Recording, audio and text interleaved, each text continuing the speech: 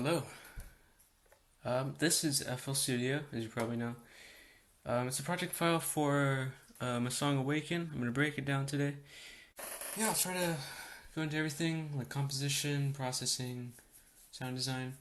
I'll try to keep it short, but I don't know how well I'll be able to do that because there's a lot of details and stuff. So I'm going to have to skip over stuff, but yeah, so in the intro, it starts with I have a low pass filter on the master, or on the sidechain thing, which is basically the same thing, but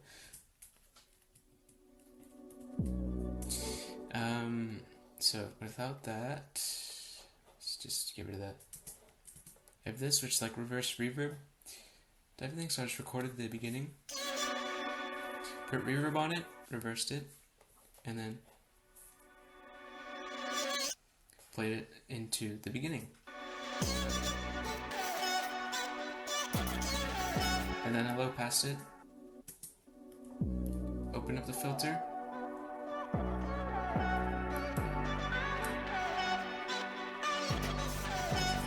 you know, and then this stuff is, we just got pads. Pads are pretty simple. It's just it's 2 layers. So the first one, I have one on the right and the left. Just to kind of give it more depth, more stereo. So this is the one on the left. This is Citrus. I use Citrus a lot. It's a pulse wave, basically. Detune, low pass filter, reverb. That's about it. And the other one is just, I believe it's a flex preset. Yeah, that's about it. I just put some more attack on it to make it more like pad-like. Well, another thing with the pulse wave, I have pitch, I have LFO on the pitch, a very, very subtle thing which makes the pitches go up and down. So without it sounds, it may like exaggerate it so you hear it. So not that much, but just a little bit. Without it, sounds like this. It's very dry, like a computer, but with the LFO on, it makes it sound a little more organic, like more natural. So, and then processing chorus, just get more voices, reverb, gives more depth and kind of glues everything together. EQ, and then filter. So I low pass this during the breaks and like stuff. An intro, and then the drops, I turn the filter off. And then I have an 808 as well here.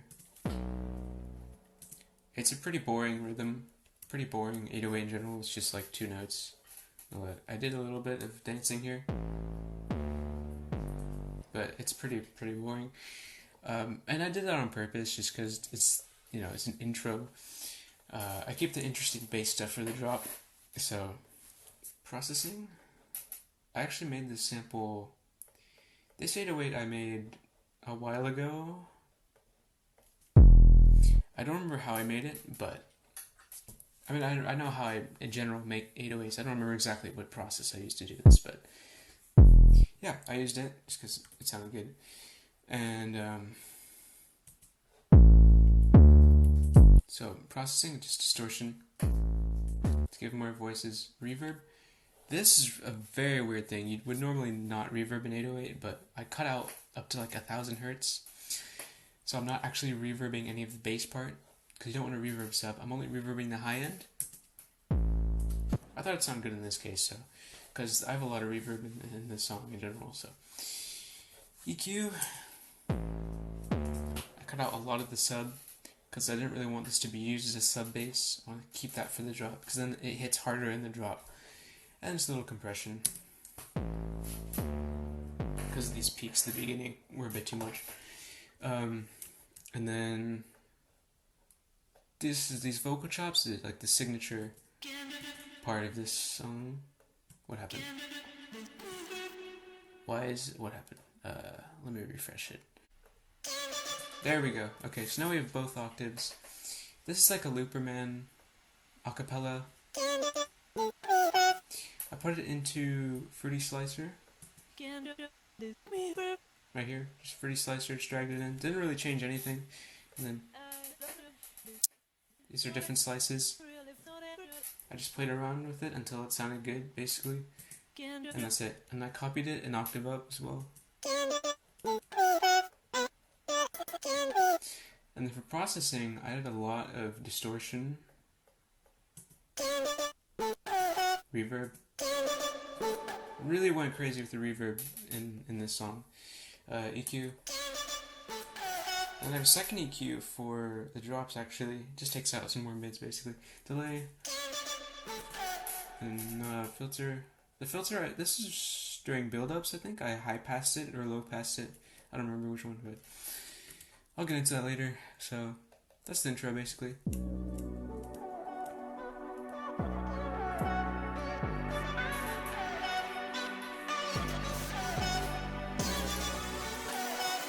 And then this thing is like a background element. It's just GMS. It's a really simple pluck, and I just use Bit Crusher to make it like that really nice bell sound. And then risers and stuff.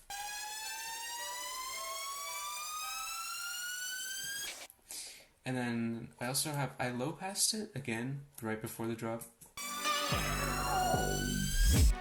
And this is a little bit of automation on the sidechain. I made it mono basically. It makes it mono and then it goes back to full stereo. And you know, I have reverse kick, reverse crash into the drop.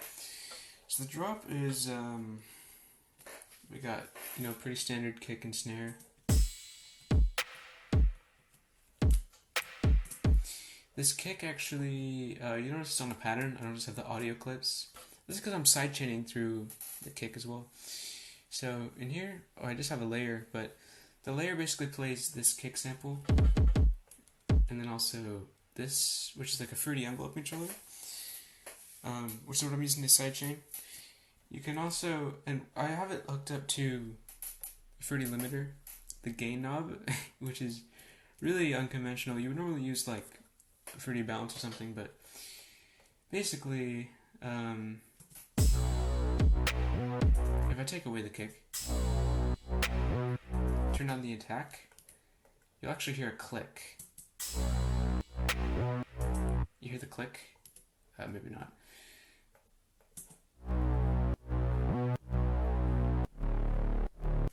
There's a little click, and what limiter allows you to do is with this attack is there's a little bit more.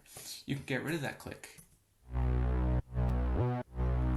See, there's no click anymore. So that's why I use limiter and not like fruity balance.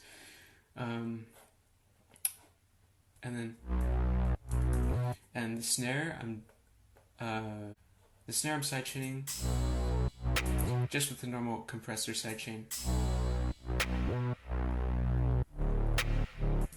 If you don't want to go through envelope controller, because it is kind of a hassle, to be honest, you can just do this as well. You can just make an automation clip and then do this, literally, and then you know, make it as short as long as you want. You just want to make sure it's 50%, because that's those limiters. And then instead of putting the automation on every kick like people do, I find that really annoying and it gets messy. So instead, you get rid of this, you go on the MIDI, and you find it. Where is it? It'll be automation. Here we go, like that. And it's the same thing. So if I turn off envelope controller, now we're relying on the automation clip. You can trigger the automation clip with MIDI, as a matter of fact. So yeah, that's how you sidechain, like the way I do, basically. Anyway, enough of that. Let me change it back.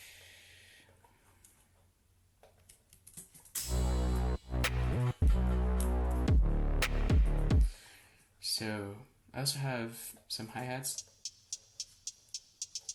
There's like reverb and autopan on that, and then percussion loop,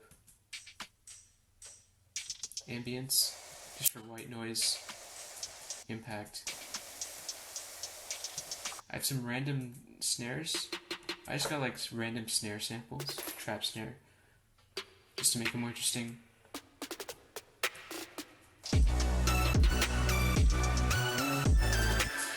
that's the drums basically. As far as like melody stuff goes, I just have a pad, same pad from before.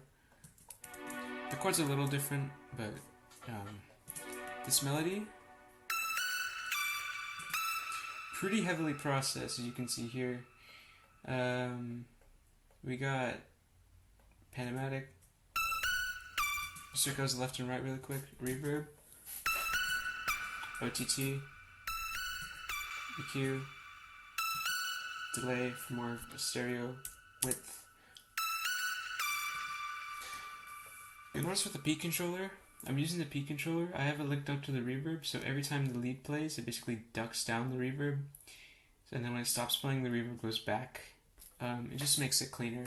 I'm doing the same thing to the snare as well, it makes it punchier.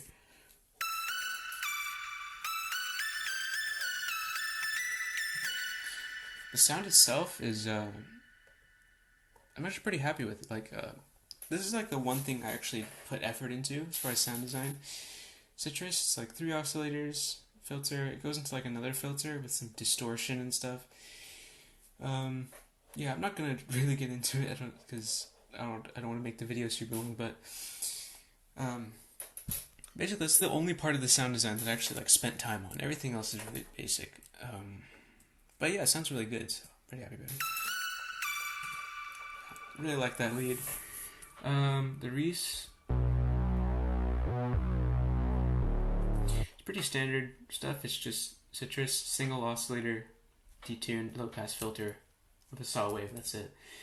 Processing, I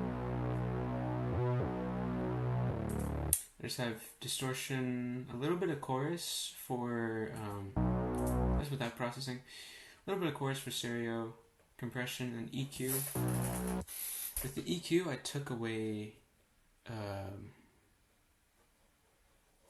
the sub, because the sub in Reese spaces tends to be really inconsistent, and it's also in stereo, so it gets kind of messy. So I just took out the sub, replaced it with a proper sub,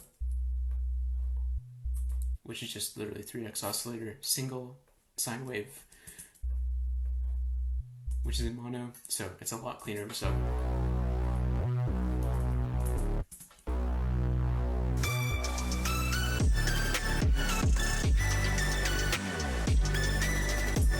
So that's pretty much it. The melody stuff in the drop isn't that complicated.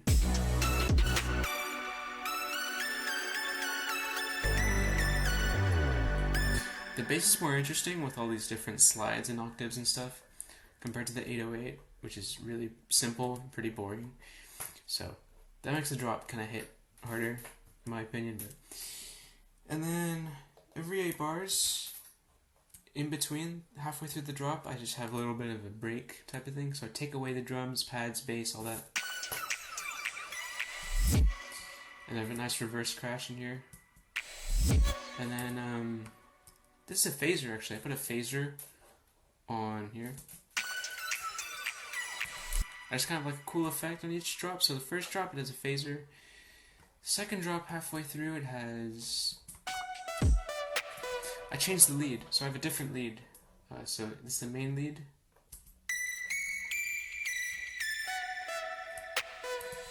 And the third drop, it is a bit crusher. So yeah, a bit crusher, this is an effector. There's another way to do bit crusher, but I don't know how to do it, so I just use effector.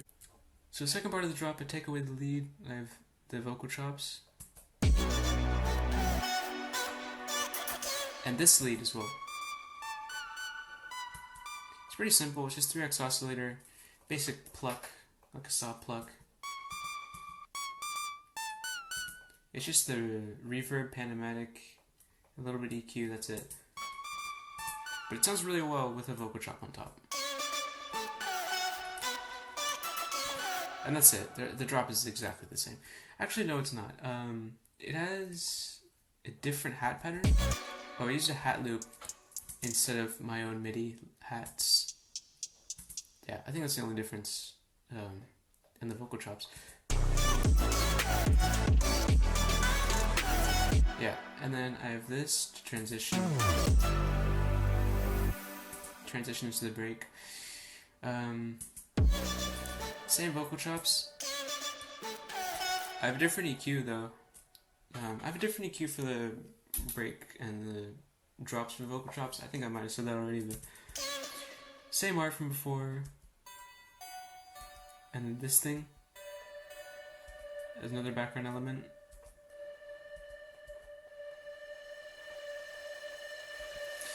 This is a vocal sample that is processed heavily,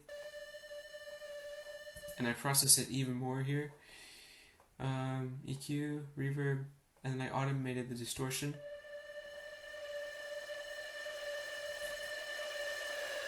Yeah, that's about it.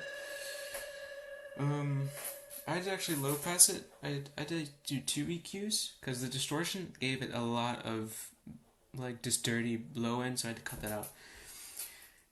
Yeah, I high pass pretty much everything just to keep my low end clean, because pretty much the only thing I want low end are these 3. So my Reese, bass, 808, and the sub.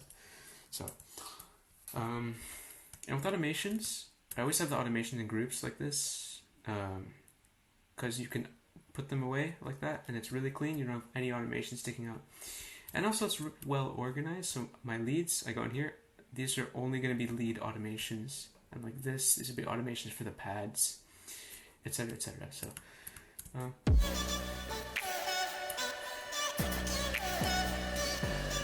that, and then second part of the break,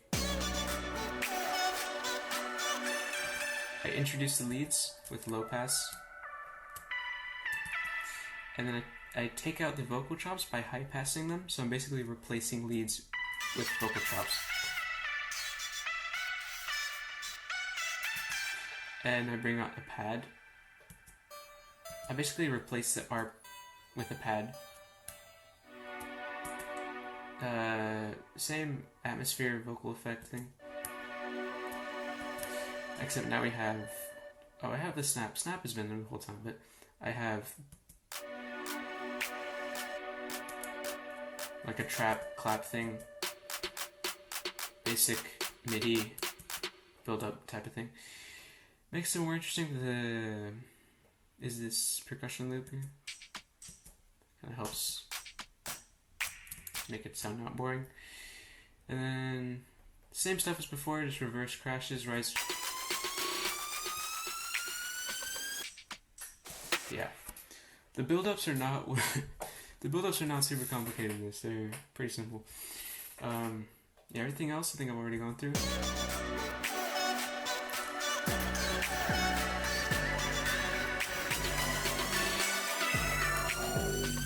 Low pass again, and this is stereo separation. What is this? This is to make it mono. Basically, I automated the width knob here to make it mono right before the drop. And then right here, instead of having the kick hit on beat 1, I took it away. And I have the filter opening up here. Just gonna catch you off guard, make it sound different from the first drop. Everything else is basically the same, except you'll notice there are no hi-hats, and the snare fills are different. I made different snare pattern for each drop. Actually, that sounds like the same one. Yeah, it is the same one. So I changed it here, is where I changed it, actually. Yeah, there we go. That's a different pattern. Everything else is the same. The kicks are a little bit different, I think.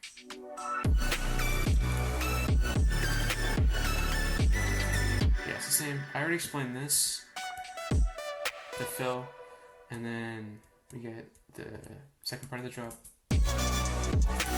So, new snare pattern, like I already said, and then new hat pattern as well. These are in triplets. So, the triplets I think sounds really cool at the slow tempo, like this.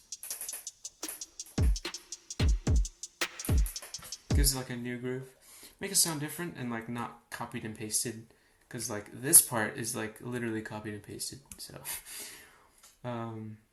yeah, to make it sound more unique, I just played around with the percussion and stuff.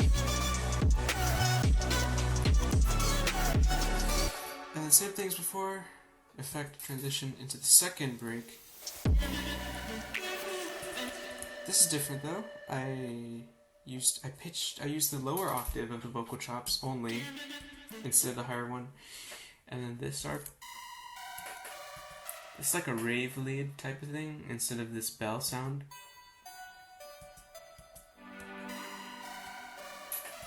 I believe it's also GMS, so yeah.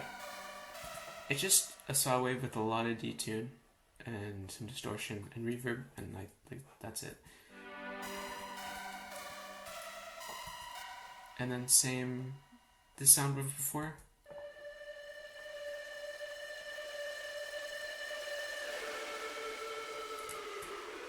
But I changed the notes a bit. You'll see there's a lot of slides and stuff in here.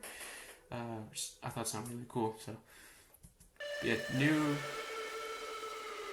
Switch it up a bit. And this thing. It's from my song Fresh Air, actually. I rendered out the lead. It's from the break of Fresh Air, which I put out in February this year.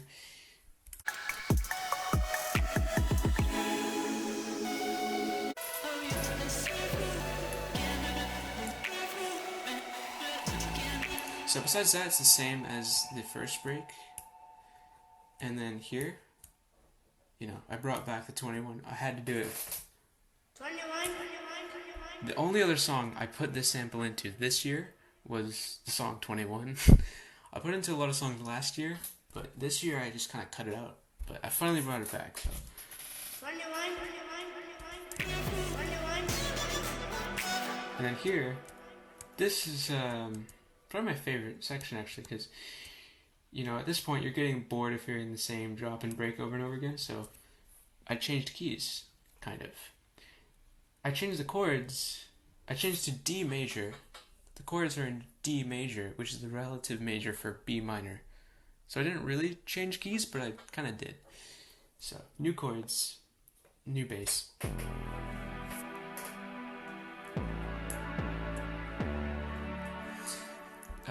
You know, major keys sound more happy and uplifting. Minor keys are more dark, so it just gives it like a whole new type of vibe to it. So, and then the same melody though.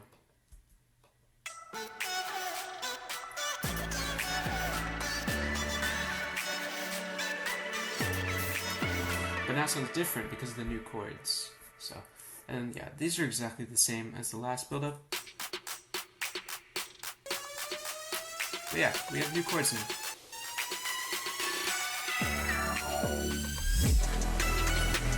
So this time the kick does hit on the first beat, unlike that second drop it didn't hit. So, and so things, like I said, new chords, which are major now, and then this, for the first time, is layered with 2 octaves. So in this one it's only 1 octave. Here I have it in 2 octaves. And then also, the ending I changed. The ending I had to change. Here we go. This is the original ending. Ends on B. This is B. Because the chords were in B minor. But now I'm trying to change to D major, so this ends on D. So, that's a subtle change to the melody. That kind of helps set the tone of the new chords and all that.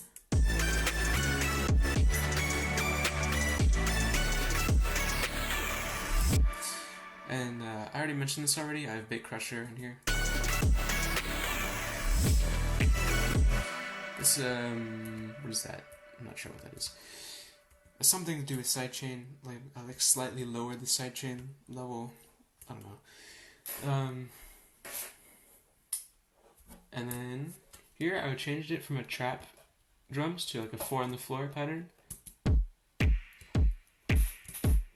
So here these are very trappy, you know, style drums.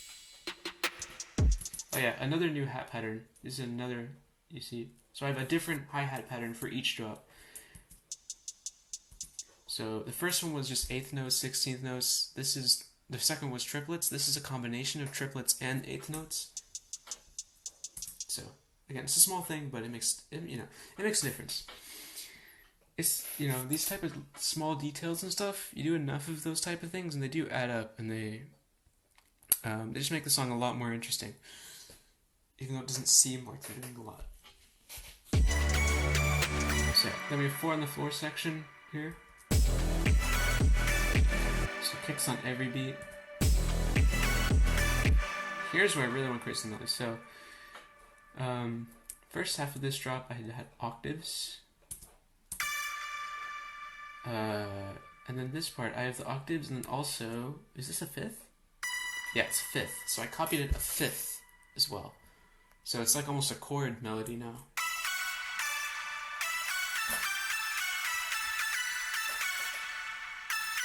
So that's cool. And then oh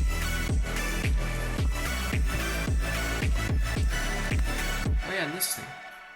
I'm bringing this part, this atmosphere thing. This is in a drop for the first time as well, and the third drop as well.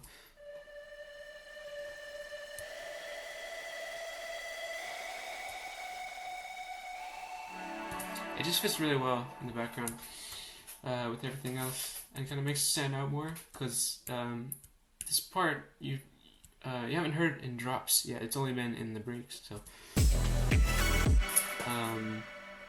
and oh yeah, I have the snare. So it's kind of like a house beat, but also has its own style with the snare roll.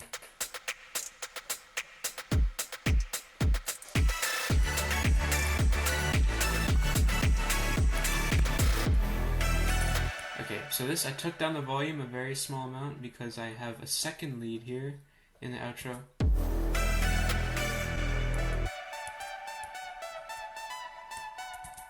And then here, this is now.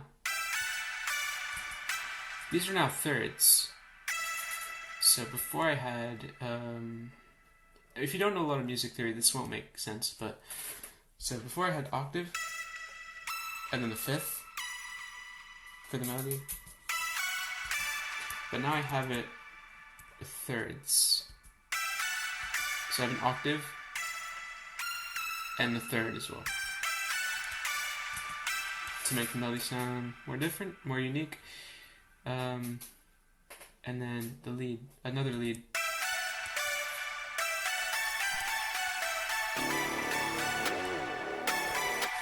And then we just have a couple of snares, and then basically I just high pass everything.